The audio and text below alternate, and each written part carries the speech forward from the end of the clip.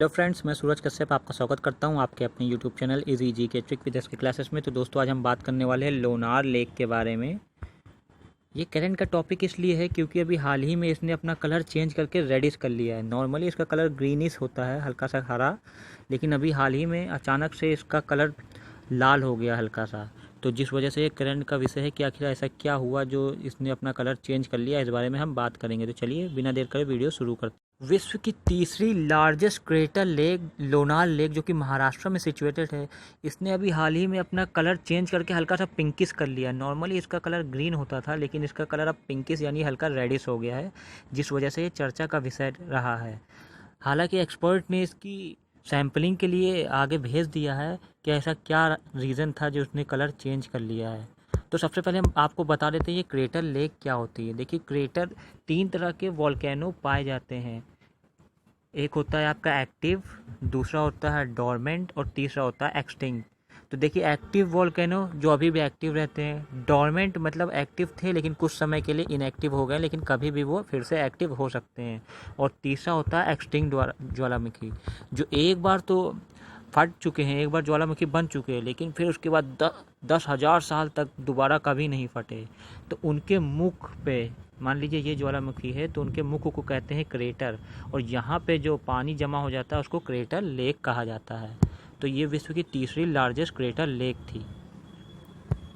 Member of Lonar lake conservation Gajanan Kharat का कहना है कि सैलिनिटी और एल्गी एक रीज़न हो सकता है इसके कलर चेंजिंग की। इसके अलावा मिस्टर गजानन के अनुसार अगर हम इस लेक की बात करें तो इसके 1 मीटर के आसपास ऑक्सीजन बहुत ही कम मात्रा में पाई जाती है। तो कहीं ना कहीं इसका रेडिश होने का ये भी रीज़न हो सकता है, क्योंकि सेम ईरान में भी एक ऐसी लेक पाई जाती है जो कि सैलिनिटी की वजह से और ऑक्सीजन कम होने की वजह से वो रेडिश हो गई है। कई सालों से यहाँ आसपास में वर्षा न होने के कारण इसकी जो लेवल है वो घटता जा रहा है। इस लेवल के घटने की वजह से जो इसमें मौजूद एल्गीज होते हैं, वो एटमॉस्फेरिक चेंज होने की वजह से इसका कलर रेडिश होना, ये भी एक रीज़न बताया जा रहा है। अगर head of geographical department of Aurangabad Madan Suryavanshi की माने तो इनके अकॉर्डिंग ये ह्यूमन इंटरवेंशन की वजह से तो ये चेंज नहीं हो रहा है, क्योंकि इतनी बड़ी स्केल पे कलर चेंज होना पॉसिबल नहीं है।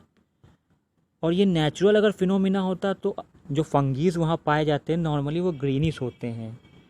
तो ये नेचुरल फिनोमिना भी नहीं है, ये बायोलॉजिकल चेंज की वजह से ऐसा हो सकता है। इन्होंने एक रीज़न सीज़न वाइज चेंज को भी दिया है, लेकिन एक्चुअल क्या रीज़न है वो तो अभी नहीं बता सकते जब तक कि ये वहाँ पर जाके इस पर रिसर्च नहीं करेंगे। सीज़न वाइज ऐसा इसलिए इन्होंने कहा है क्योंकि ऐसा पहली बार नहीं हुआ जब इसने अपना कलर रेडिश किया है। पहले भी इसका कलर चेंज हो चुका है, लेकिन बहुत ही हल्का रेडिश होता था। इस बार जो रेडिश है वो बहुत ज़्यादा रेडिश है, इस वजह से इसको एग्ज़ामिन किया जा रहा है। तो ये तो था कुछ लोनार लेक के कलर चेंजिंग के बारे में। तो आइए अब इसकी हिस्ट्री के बारे में बात कर लेते हैं। अगर इसकी एक्चुअल पोजीशन की बात की जाए कि ये कहाँ पे सिचुएटेड है, तो ये बुल्ढाना डिस्ट्रिक्ट महाराष्ट्र में स्थित है। और नेचुरली इसका जो होता है ये सैलीन होती है, मतलब ये खारे पानी की झील है। और ये वर्ल्ड की तीसरी लार्जेस्ट क्रेटर लेक है। और ऐसा माना जाता है कि करीब ये 52,000 साल पहले बनी थी। लेकिन अगर अभी हाल ही में 2010 में इस पर रिसर्च की गई, तब उसके द्वारा ये बताया गया कि ये 52 साल नहीं बल्कि 5,70,000 साल पुरानी लेक है। और इसका जिक्र स्कंद पुराण और पद्म पुराण में भी देखने को मिलता है। यहाँ तक कि अपने ऋग्वेद में भी इसका जिक्र किया गया है, लेकिन उस समय इसको लोनार लेक नहीं कहा जाता था। कई एक्सपर्ट का ऐसा मानना है कि इसका जो निर्माण हुआ है वो उल्का पिंड के टकराने से हुआ है, ना कि वॉल्केनो इरप्शन से। क्योंकि अगर हम यहाँ पे पाई जाने वाली मिट्टी की कंपेयर करते हैं मून में पाई जाने वाली मिट्टी से, तो काफ़ी कुछ मिलता जुलता है। इस वजह से ये कई एक्सपर्ट का ऐसा मानना है। लेकिन क्या एक्चुअल इसका रीज़न है ये तो अभी किसी को नहीं पता कि ये कैसे इसका निर्माण हुआ था। हालांकि इस पर अभी भी रिसर्च चल रही है। अगर हम हिस्ट्री की बात करते हैं तो जो बुल्ढाना डिस्ट्रिक्ट जो कि महाराष्ट्र में सिचुएटेड है, वो कभी मौर्य एम्पायर का पार्ट हुआ करता था, और कुछ समय बाद सातवाहन एम्पायर का ये एरिया हो गया था। कुछ समय के लिए यहाँ चालुक्य और राष्ट्रकूटों का भी शासन रहा था। इसके अलावा मुग़ल, यादवा, निज़ाम और बाद में ब्रिटिशर्स के अंडर में ये एरिया रहा था।